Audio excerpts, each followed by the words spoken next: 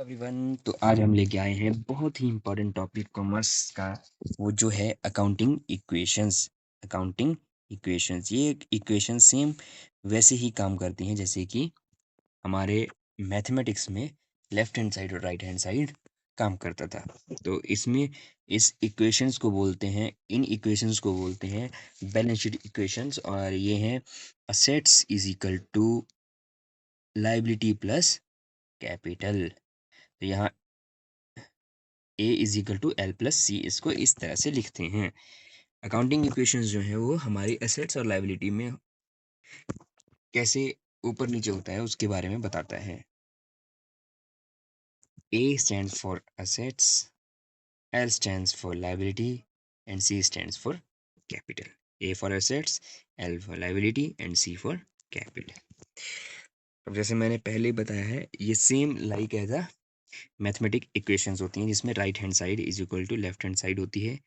If you know two values, मतलब अगर आप ए एल और सी में से कोई भी दो वैल्यूज़ आपको पता है तो आप फाइंड आउट कर सकते हो थर्ड वैल्यू। जो अगर ए है तो ए और एल है तो आप सी फाइंड कर सकते हो, ए और सी है तो आप एल फाइंड कर सकते हो, और अगर एल और सी है तो आप ए फाइंड कर सकते हो। The above equation can also be presented in the following form as it's.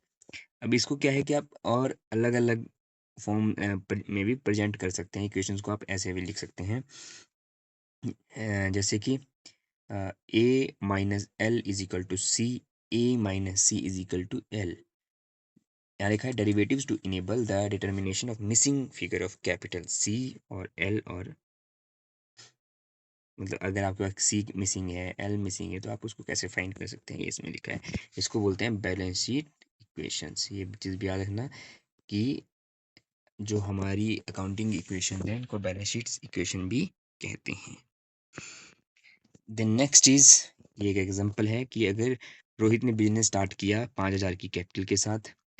Accounting point of view, the resources of the this business entity is the form of cash. Cash में किया उसने 5 लाख रुपए।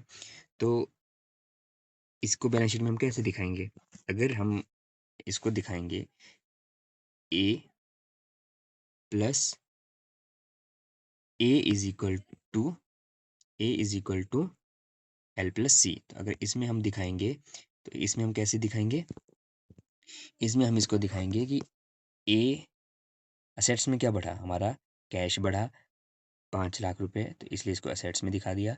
और ए और L, L means liability और ए है वो है असेट्स। तो असेट्स जो है हमारी, सॉरी, ए हमारी असेट्स होगी is equal to L plus C. L हमारा कुछ नहीं बढ़ा लेकिन हमारी कैपिटल जो है वो 5 लाख रुपए से बढ़ गई, इसलिए इसको बैलेंस शीट में दिखाया हमने कैपिटल लाइबिलिटी में, कैपिटल साइड में। अंडरस्टैंड? तो नेक्स्ट इज, यहाँ पे कुछ एग्जाम्पल दिए गए हैं जिनकी आप बाद में एंट्री कर सकते हो कि इनकी एंट्रीज कैसे होनी है। तो जैसे कि ये लिखा है, open a bank account in state bank of India with an amount of 4,80,000। जैसे मान लो कि ये जो पिछला एग्जाम्पल है, ये 5 लाख वाला, जब ये आगे बढ़ेगा, अगर हम इसको आगे बढ़ाएंगे, अगर इसी से में से करें, तो क्या हो जाएगा कि हमारा जो कैश जो 5 लाख था वो 4,80,000 से कम हो जाएगा, और एक असेट्स में एक चीज़ और ऐड हो जाएगी, वो है बैंक। और बैंक में 4,80,000 चला जाएगा, कैपिटल 5 लाख रहेगी। तो क्या होगा कि हमारी असेट्स में जो कैश है वो 20,000 रह जाएगा, बैंक में 4,80,000 रुपये हो जाएगा, और कैपिटल हमारी 5 लाख रहेगी। देन एनालिसिस भी लिखा होगा, the transaction increase the cash at bank asset and decrease cash by 4,80,000। About furniture for 60,000 check was issued on the same day. Furniture हमने परचेज किया और हमने चेक दे दिया, तो फर्नीचर क्या हमारी एसेट्स होगी, तो फर्नीचर बढ़ गया और चेक से कैश जो है वो कम होगा। The transaction increase furniture assets and decrease bank assets. Then about plant and machinery for the business 125,000 and an advance of rupees 10,000 in cash is paid to Mr. Ramji Lal. तो इसका एनालिसिस क्या है? The transaction increase plant and machinery 1,25,000, decrease 10,000 cash, and increase liability because हमने क्या है उसको सिर्फ 10,000 की ही पेमेंट करी और बाकी जो है हमने उससे क्रेडिट लिया तो हमारे क्रेडिटर जो है वो बढ़ जाएंगे मिस्टर राम जी 1,15,000 से। Goods purchase from mister Sumit trader, masher Sumit traders 55,000। तो इसमें क्या हुआ कि गुड्स जो है इंक्रीज हो गई और सुमित ट्रेडर जो लाइबिलिटी है वो क्रिएट हो गई 55,000 की। Goods costing 25,000 sold to Rajni enterprises for 35,000। हमारे पास जो गुड्स थी 25,000 की, वो हमने क्या किया 10,000 प्रॉफिट पे बेच दी।